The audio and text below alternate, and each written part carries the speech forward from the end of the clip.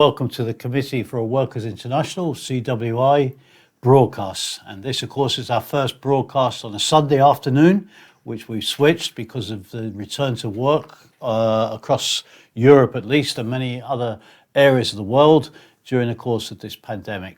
And we'd like to begin by appealing to our viewers to tune in to us on our CWI Media YouTube channel, and also to subscribe to it if you possibly can. Now, of course, today we see the general development of the crisis internationally, which is rocking the world.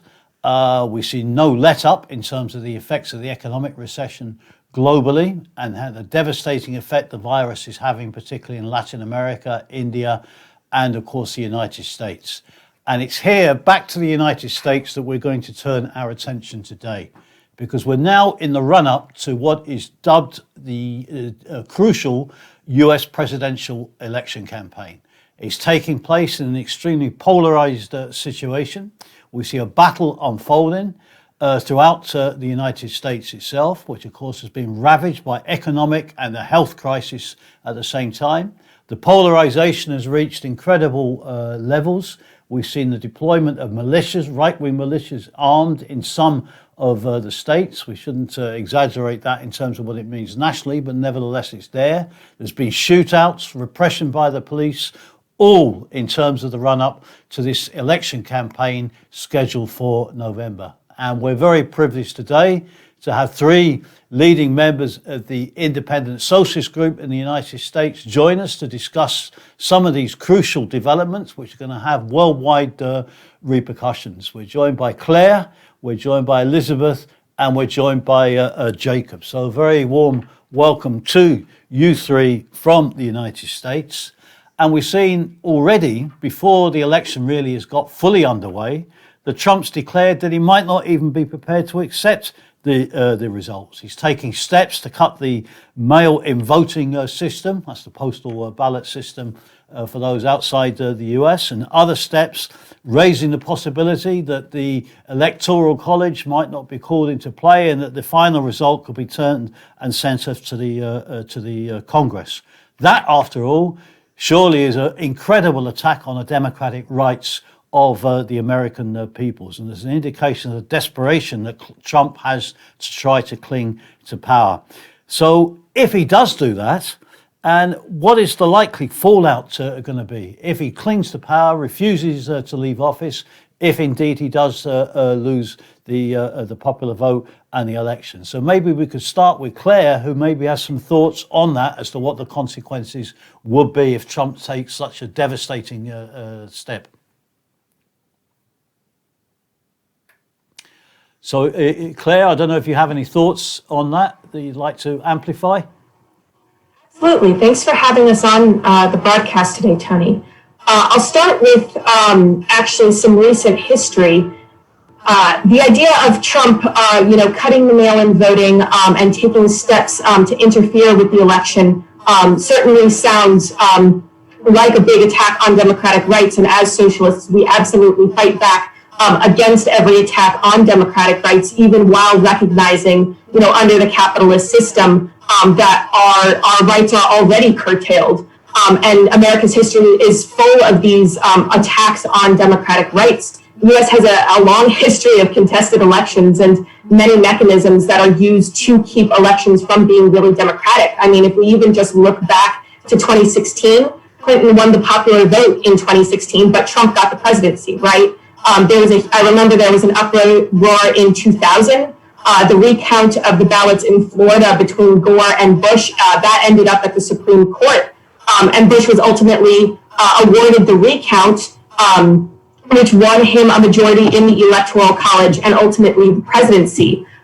So these steps in terms of cutting the mail-in and the mail-in ballots and otherwise stating very bluntly that he may ignore the democratic processes is not entirely out of the realm of American politics. If we look at our electoral system, both the Democrats and the Republicans participate equally in voter disenfranchisement through a whole number of different methods, whether it's the Electoral College, the way that the Senate is designed, the Supreme Court, the idea of superdelegates, gerrymandering, which is the creation of voting districts along sometimes racist lines, sometimes income-based lines in order to switch votes from one party to the other, not allowing PO boxes to be used as addresses, which disenfranchises most indigenous people,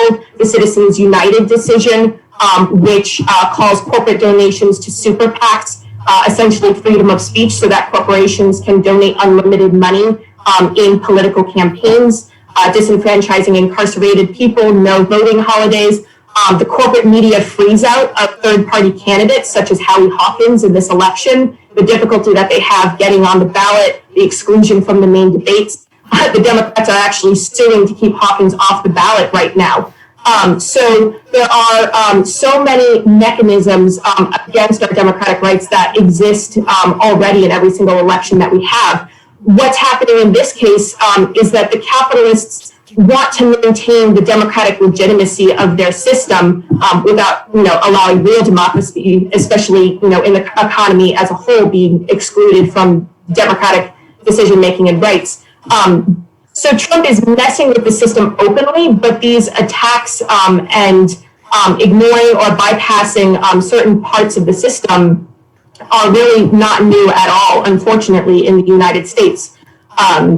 Usually they're a little more subtle, but they often are equally bipartisan.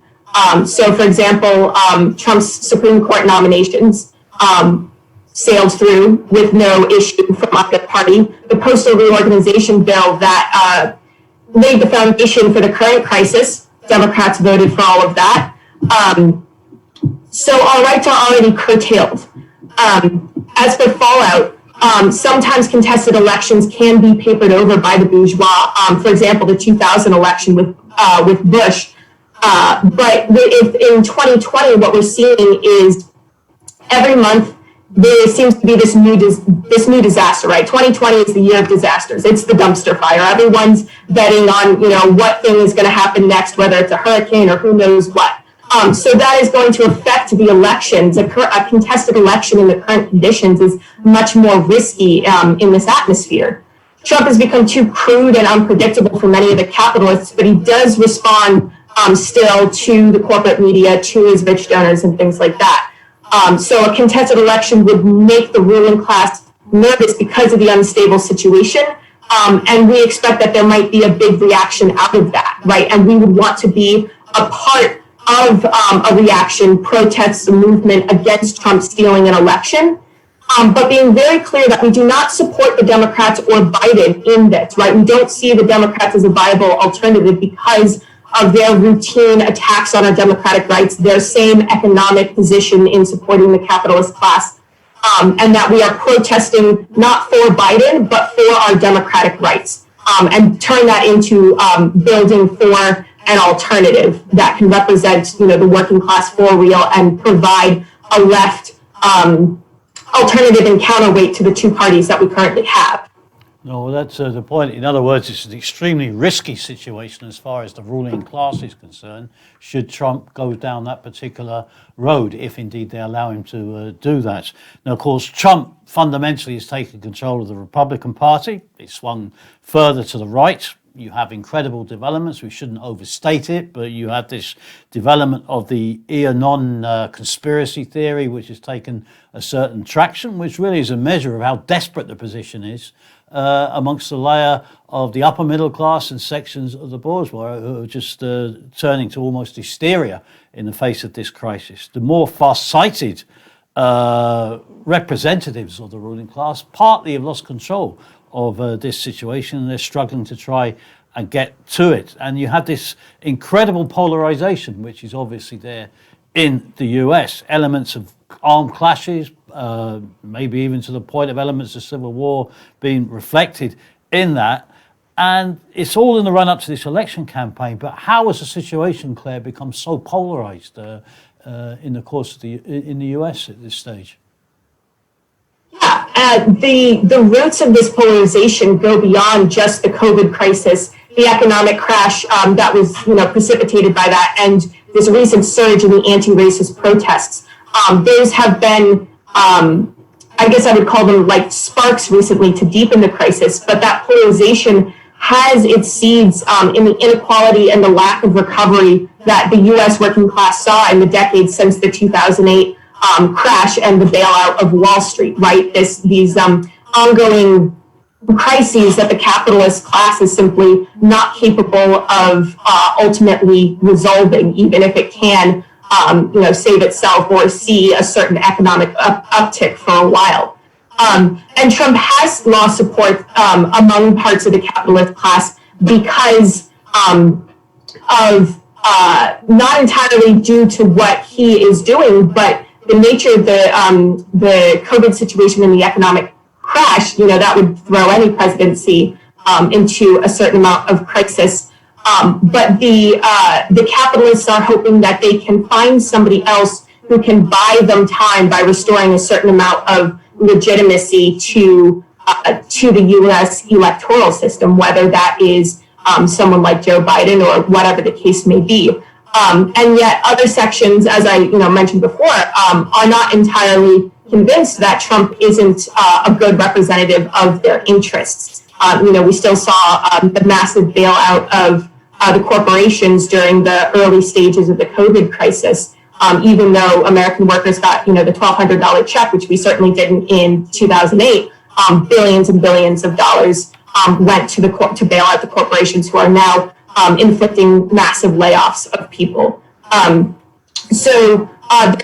has been something of a rightward swing in the Republican Party, but it's also not unprecedented. We don't hear much about it anymore, but during the Obama administration, there was the Tea Party that was developed as a wing of the Republican Party, which certainly put forward stuff or policies or positions that seemed extremely right wing at the time as well. So the situation where politicians and their parties are swinging hard to the right, it's not unprecedented.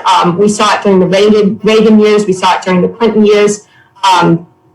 And part of that is because there is no real alternative to the two corporate parties in the U.S., right? There's nothing to counterbalance and actually fight for the interests of the working class, which would then impact the positions that the other two parties would kind of be forced to take based on conditions and the mood in society. And so people are really fed up with the two parties right now. Millions and millions of them, they don't think it's legitimate, whether it's, I'm fed up with the Democratic Party, they simply don't vote at all, or people objecting to corruption and buying into this idea that got Trump in part elected in the first round, in 2016, this idea of draining the swamp. People are feeling trapped. They're moving from one party to the other, and the Democratic Party is putting forward their own version of this law and order position, trying to deal with or be seen as capable of dealing with the crises that the Trump administration is currently struggling with. So, I wouldn't say entirely that the capitalist class has lost control of the Republican Party, despite the massive polarization that's going on. No, I mean, I obviously the capitalist class in its totality, but you get the impression from here definitely that there's another more far-sighted layer that are not in control of the Republican Party and really want Trump out. Now, as we move on to look at the question, you mose the issue there of the question of an alternative, which is obviously the key question against the background of this devastating crisis. Before we do that, we'd like to appeal to our viewers to find more of our analysis on our webpage on socialistworld.net. You can follow us on Twitter at CWI Socialist. You can like our page on Facebook, Socialist World-CWI, and you can follow us on Instagram at Socialist World. And of course, you can subscribe to our media channel CWI Media. But Claire touched on there the issue of what alternative is being posed to Trump at this particular conjuncture in the run-up to the election campaign. We're seeing the election campaign fought against the background of a desperate economic situation, probably the worst economic crisis that we've seen since the 1930s. And it's, of course, the Democrats have come forward now with Joe Biden as the candidate. Yet, what is the record of Joe Biden? What's his program that he and Harris are putting forward at this stage to deal with this unprecedented crisis in health and, of course, in terms of the horrific economic situation? 40 million Americans being displaced. We have millions facing hunger, millions under the threat of eviction, and a desperate position opening up. So maybe Jacob could comment and elaborate a little bit on the question of Biden, his record, and what program he's putting forward today. Yeah. So if we look at Biden's record, his campaign's messaging is generally talking about kind of a return to the Obama years. The campaign's slogan right now seems to be "Build Back Better." So effectively, a lot of their policy is trying to return to the Obama years and expanding a lot of programs that were put forward under the Obama administration. When we talk about like the records and programs of the Democratic Party, I think we have to remember that what Democratic Party politicians say in their elections is not necessarily going to translate to what they do in office. So if we look at the Obama administration, Obama put forward in his campaign at various times versions of Medicare for all or universal health care, things like that. But then if we look at what happened in office, during his first term, Obama had both houses of Congress as Democratic majority. He controlled the presidency. So the party basically had, for legislative purposes, the party had everything lined up. But what ended up happening was they couldn't get any form of universal or Medicare for all through. What we got was the Affordable Care Act, which, while it increased the number of people insured, it only delayed skyrocketing medical prices, and it was done in such a way that it was very easy for many members of the GOP and other right-wing groups to kind of repeal and distort the act so that in several states, I believe 14 states or so, governors of those states wouldn't approve extensions of the Affordable Care Act, which would have extended Medicaid options to low-income people in the U.S. So effectively, a lot of the things that would be covering the poorest workers in the United States were cut out of Medicare, just the way it was written, and how easy it was for it to be distorted at the state and local levels. So when we look at Joe Biden's plan, on healthcare specifically, he wants to put forward a public option. Now, if we look at the history of public services in the United States, take, for instance, the USPS right now, whenever you have a public option in the United States, it's almost always run as a private corporation and forced to compete with private corporations in the market. And the problem with that is that usually there's some restrictions on these sort of public services and public options that when they're forced to compete in the market, they're underfunded. And when they're underfunded, that's used to prove, this service doesn't work. Of course, it would work if it was properly funded. It would work if it was a universal single-payer healthcare system.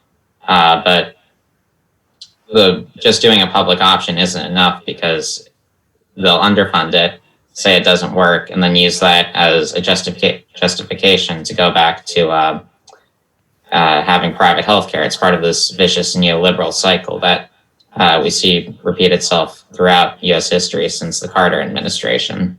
It's happened to the railroads with Amtrak. It's happened to the U.S. Postal Service. So any public option for healthcare won under a Democratic Party administration most likely is going to meet a similar fate.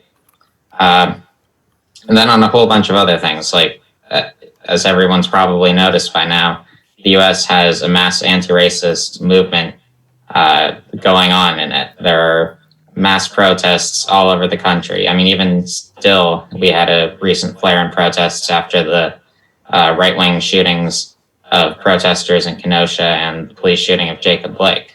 And if we look at the Obama administration's record, of which Biden was vice president, on these sort of mass protests, I mean, Black Lives Matter wasn't a protest against the Republican Party. It was a protest that happened at the height of the Obama administration, very often in cities that were controlled by Democratic Party mayors. Mass incarceration. If you look at the 1994 crime bill, who was behind that? Joe Biden. His vice president, Kamala Harris. She replaced one of the most progressive district attorneys in the country over in California when she was first in public office, and went to jail and imprison single parents who weren't able to get their kids to school for truancy issues. If you look at Joe Biden's website, actually goes so far to claim that he has a good record on indigenous rights. Then you look at what happened under the Obama administration with the Standing Rock protests and pipelines going through indigenous land. Very clearly, I would question if you're using tear gas and practically military forces, militarized police forces on indigenous people. I'm not sure that's such a great record on indigenous rights. So if we look at the record, and even his rhetoric right now is very law and order rhetoric. Joe Biden is saying that we should be shooting protesters in the legs. That's his compromise on police violence. Joe Biden has been talking about arresting the anarchists. He says that Trump isn't hard enough on countries like Venezuela, where the Trump administration has been pushing brutal neoliberal coups and violence. Countries like Bolivia and elsewhere. So really, if we talk about how Biden approaches the left, socialists and workers can't really trust him, because anytime we move into struggle, or our brothers and sisters internationally move into struggle, very simply, they're going to be suppressed by this a Biden administration, just as brutally, if not more brutally, than the Trump administration is doing right now. Yeah, so we can't really see, even if workers vote for him as a means of getting Trump out, which of course you can understand the sentiments of wanting to get Trump out, it's not going to resolve anything in terms of the interests of working people should Biden come to power. Now, of course, Biden is a Democratic candidate. It's against the background that Sanders was defeated, abandoned the struggle, thrown his support behind Biden. And we have a third candidate, of course, also fighting to get into the race and to offer an alternative. And that, of course, is with Harry Hawkins, who's the Green Party candidate, which the ISG is giving critical support towards. So could this campaign here have any contribution towards the issue of building the forces, or assembling some forces around which a future new left or workers' party could develop? And what is the program that Hawkins is putting forward, and what's his platform? What does it consist of? And maybe you could outline a little bit for our international viewers about what is the situation with the Democratic Socialists of America. Where are they standing in this particular struggle to get Trump out? So I would definitely recommend looking at the Hawkins campaign's website, along with ISG's recent statement on it, our statement of critical support. It should be right on our website, still somewhere on the front page. So the Howie Hawkins and Angela Walker campaign, they're not just the Green Party candidates, and for international viewers, I think it's important to emphasize that the Green Party in the United States is not the same as Green parties elsewhere in Europe, where they've been involved in neoliberal governments and pushing for cuts and harming the workers' movement. The Green Party in the US, while there are more conservative elements of it and some generally just plain liberal environmentalist elements, it's not a corporate party. It doesn't receive backing from major corporations, unlike the Democratic and Republican parties. It's also, there are significant layers of the party which are identify as eco-socialists. I believe their youth wing recently actually put in their platform that they're an eco-socialist grouping or anti-capitalist at least. And so if we look at like the Green Party in the US, it's been used by a lot of socialists as a ballot line because there just isn't all that much of an alternative to the Republican Party and the Democratic Party. And this eco-socialist grouping in the party, which Hawkins and Walker are part of, is backed by the Socialist Party in the United States, ISG. Also, 2 chapters of DSA have endorsed it, Colorado Springs and Salt Lake City's chapters, I believe. And yeah, it's a socialist campaign in the US, independent of the Democratic and Republican parties, which has the most support and backing from the left, I'd say, along with has the most ballot access in states. There are a couple other smaller propagandistic campaigns run by candidates outside of like candidates from small left groups in the US. But none of these campaigns have the same ballot access as the Hawkins campaign. And the Hawkins-Walker campaign makes a central issue of trying to take the best elements of the Green Party and unite the left in the United States to build a workers' party. On their campaign website, they've republished an article that Hawkins wrote for the International Socialist Review back in 2018, I believe, which kind of outlines why the Green Party needs to really centralize itself, stop being this sort of decentralized mass of environmentalists and instead take up workers' struggles, have a leadership that's accountable to its membership through democratic procedures and structures. Things like making it a mass membership dues paying organization. And so these are very good things which could help lay the foundation, along with other socialist groups, to building a workers' party in the United States. And so I think it's the strongest socialist campaign out there. And his program includes a lot of things like universal single-payer healthcare, things like an eco-socialist New Deal, which goes much further than the watered-down version that Democrats propose in Congress. It goes so far as to call for things like socializing and taking under public democratic ownership the utilities, power companies, water in the U.S., and building lots of public sector jobs to promote the expansion of green energy. And these jobs would be unionized, higher pay, things like that. So it's a very good program overall, I'd say. Lots to support in there. But also, if we look at, I guess the other question is what the Democratic Socialists of America are doing this election. As I said before, they are 2 chapters are endorsing Hawkins, which is a good sign. That's showing that there are chapters of the DSA that are willing to break from the Democratic Party and support an independent. There are some chapters promoting and caucuses within the party promoting a safe states strategy. Effectively, they're saying, we're only going to vote for Hawkins in supposedly safe states. But as the last election shows, safe states strategy, I mean, voter demographics and things shift so often in the US that a safe state strategy is effectively meaningless. There really isn't a safe state in the overall trends of history. Things constantly shift. And it's effectively an excuse to look radical while you're supporting a Democratic Party candidate and kind of sort of basically put off the struggle for a workers' party till later. And then every election, these safe states groups will end up supporting the Democrat overall while paying lip service to independent politics.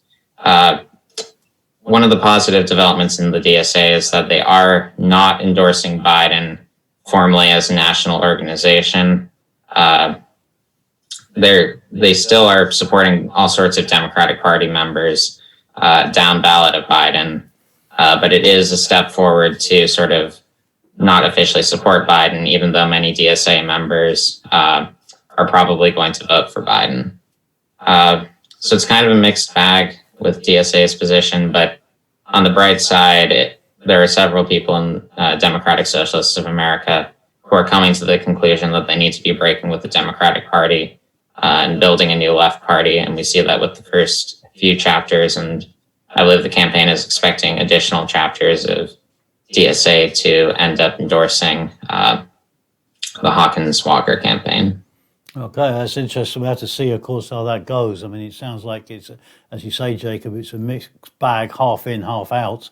And you could see possibly some sort of fragmentation beginning to set into the DSA at a certain stage. Now, you mentioned there, Jacob, the Black Lives Matter movement, which is obviously crucial. We've seen that movement continue in different areas. We've seen the mobilization in some areas of right-wing militias coming into clash, armed clashes even, with the Black Lives Matter movement. So, but what are the tactics now of the Black Lives Matter movement, and how can that movement try and consolidate itself and go forward? Because some of the tactics they've adopted recently have not been the best in terms of consolidating and building a new movement. So maybe, Elizabeth, you could outline a few comments on that. Yeah, thank you.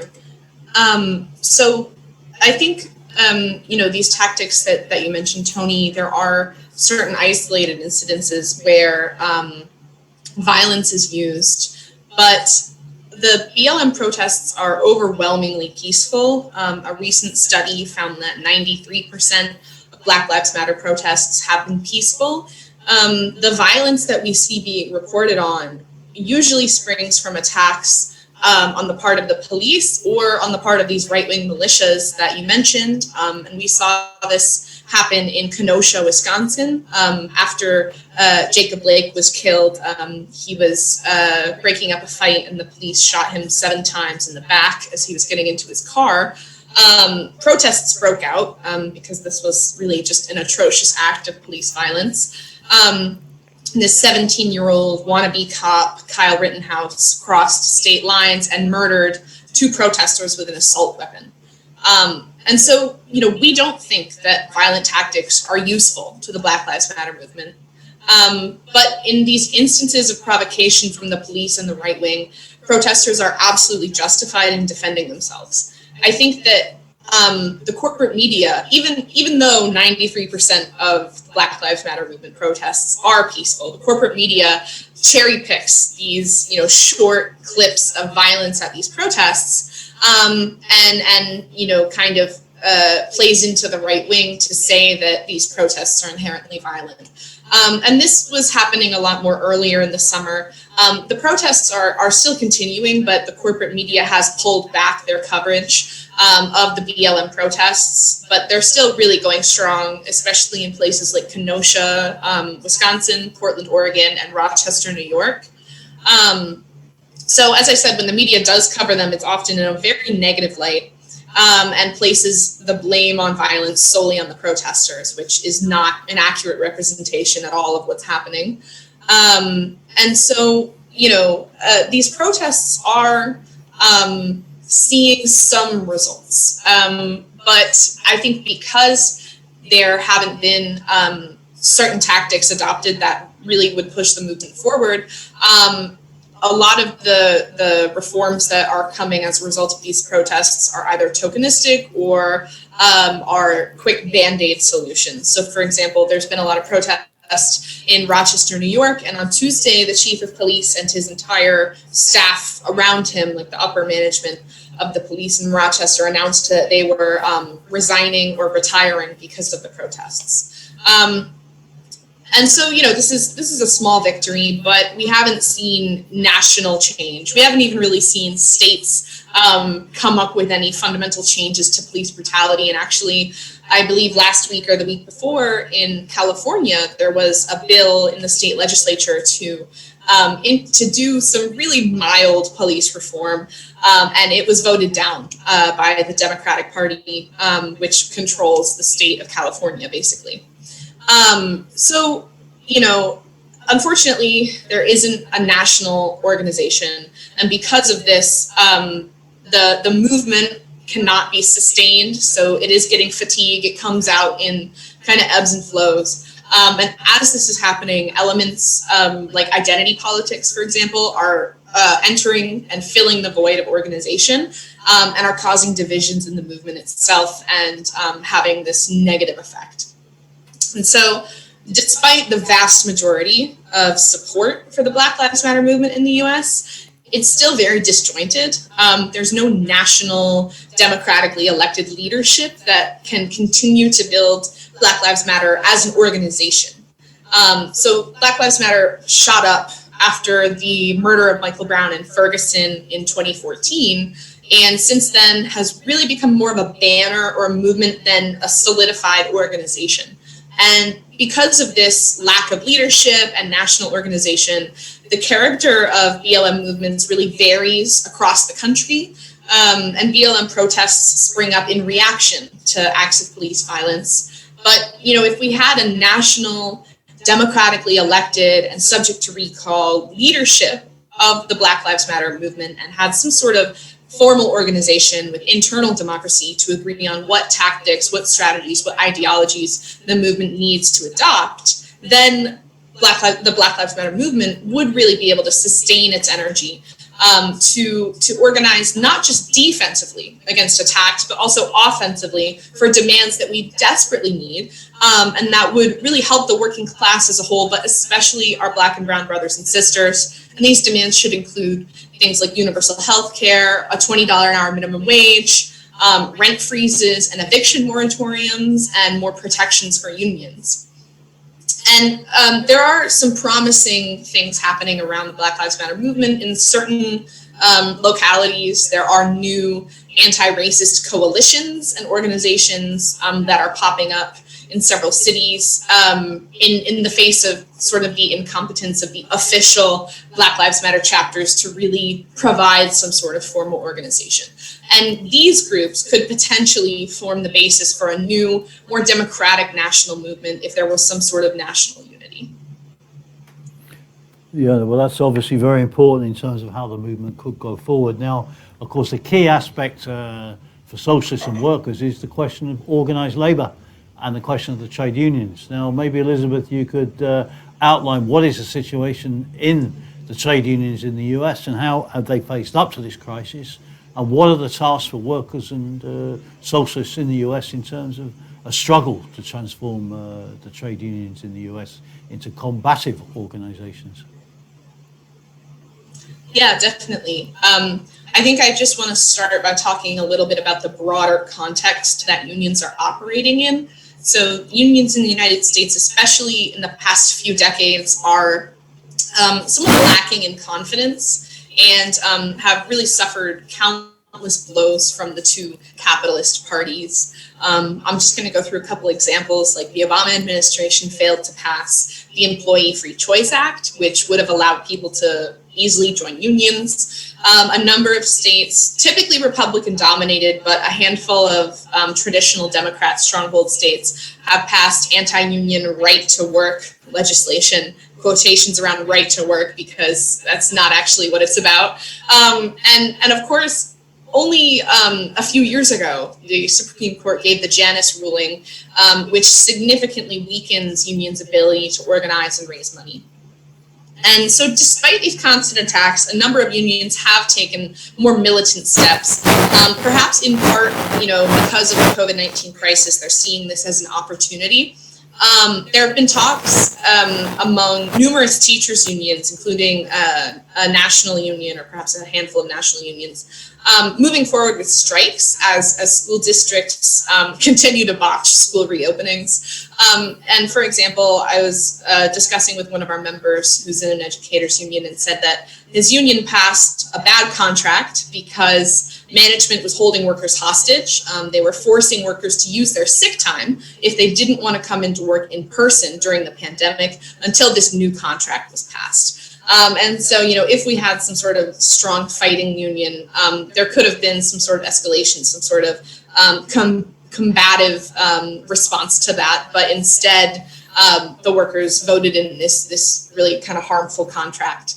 And even just yesterday, Wednesday, or earlier today, the graduate students at the University of Michigan have announced a strike with demands like having all jobs be available remotely, subsidized childcare, and a disbanding of the university police. And so now's also the time for private sector unions, especially those that organize grocery store workers and retail workers, to escalate actions so that their demands are met, because these workers are really bearing the brunt of the coronavirus crisis. And so in my area, the only grocery store chain that I know is unionized is Stop and Shop. And Stop and Shop went on a months-long strike about 2 years ago against a contract that threatened to slash benefits. And so there is some discussion of workplace action through the union at Stop and Shop, because Stop and Shop has stopped paying hazard pay, even though the hazard, which is COVID-19, is still going on. In Maine, there was a historic strike at the Bath Iron Works. Workers there went on strike for the first time in 2 or 3 decades. They were on strike for 9 weeks and won some of their demands, like 3% yearly raises. And so I think the general trend that these examples show is that workers are angry. The crisis has really exposed the contradictions of capitalism, and we're staring them right in the face.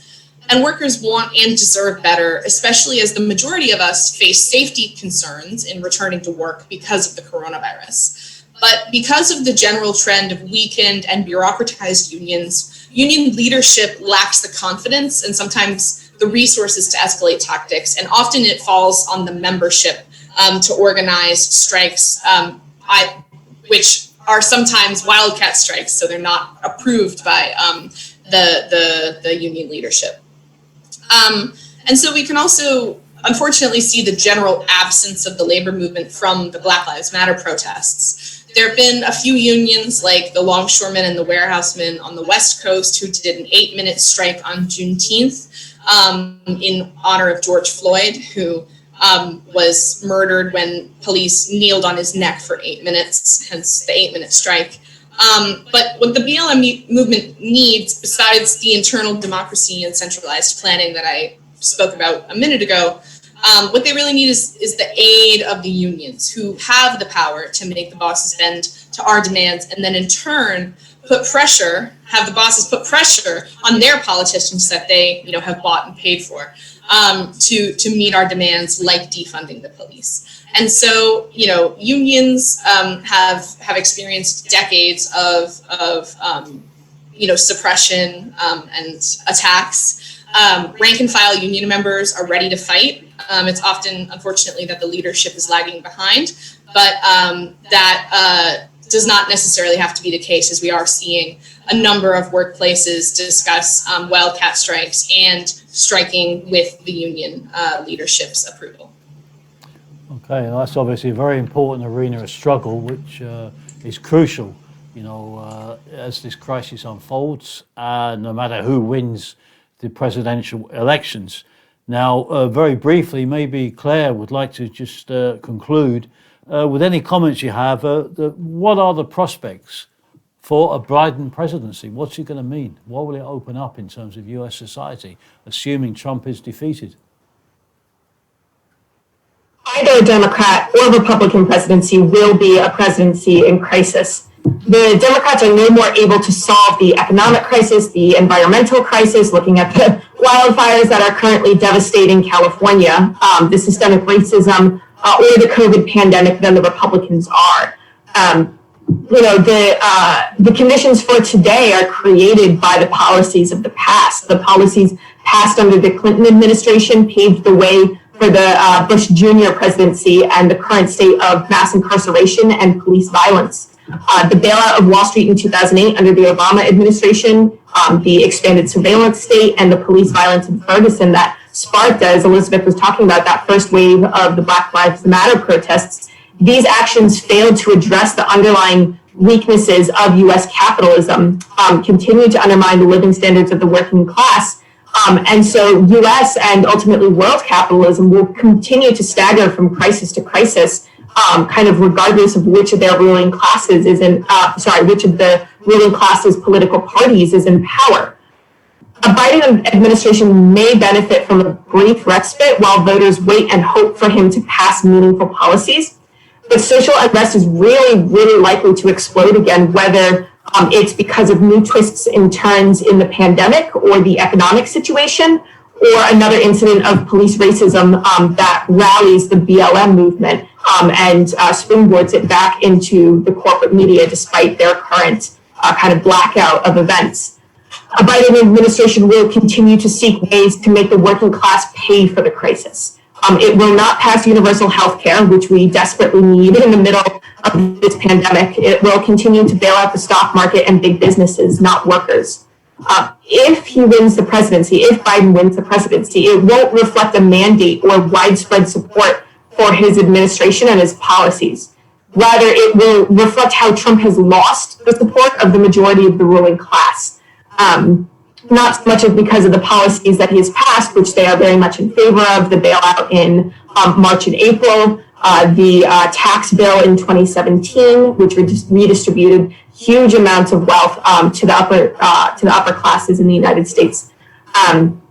But the capitalist class has been able to maintain a monopoly on so-called left or progressive politics in the U.S. by presenting the Democrats as the left-wing party and soundly defeating any efforts to build a left party free of corporate influence. So with the Biden presidency, the capitalist class would be hoping to buy themselves some time and some legitimacy. Biden continues to stand against free universal health care in the middle of a global pandemic. He's responsible for co-authoring the crime bills that I think Jacob mentioned, laying the basis for both the crisis and the movement that we're seeing today. So whether Biden or Trump wins in November, the president needs to be met with a serious movement to fight for working class living standards, for universal health care, workplace protections, and an end to systemic police racism. We won't be handed these reforms by either party, but by organizing, hitting the streets, and convincing unions and progressive organizations to take up these struggles in a real manner, not just a rhetoric manner, we can win change outside of the election cycle. We did it under Nixon. We won Roe v. Wade, which was a woman's right to choose in the United States. The Environmental Protection Agency, which was a huge victory for the environmental movement, won under Nixon. He didn't support either of these policies. So we can organize, and we must organize, and that's something we hope to see, especially with the Black Lives Matter movement coming out of this election. Don't get complacent, and I think a lot of people won't because of the depths of the crisis and just the history with the Democratic Party of their complete inability to resolve the crises. Okay, well, thanks very much, Claire, Jacob, and Elizabeth for those comments, which have given us a good background for the build-up to the presidential elections in November. And CWI Media will be returning to this question of the United States because it's central to world developments in the next few weeks as the election battle unfolds. And in the meantime, we thank you for watching. We'd appeal to you to go to our website at socialistworld.net, where you'll find further analysis of the CWI about the international situation, our program. You can make a one-off donation there. We need your support in terms of activity and struggle, but also financially. If you'd like to make a regular donation, you could subscribe and to become a patron. And if you go to our Patreon, which will be coming up at the bottom of the screen, you can make a regular donation to us. All donations are welcome, but for £20 a month, we'll send you a CWI welcome plaque, including socialist reading material, CWI flag, and other extras. So we thank you for watching. We'll be back in 2 weeks' time with further analysis and comment of the crisis unfolding and the need for a socialist alternative. And in the meantime, we'd appeal to our viewers, join us in the struggle, visit our website, put yourselves in contact with us and join the fight for a socialist alternative.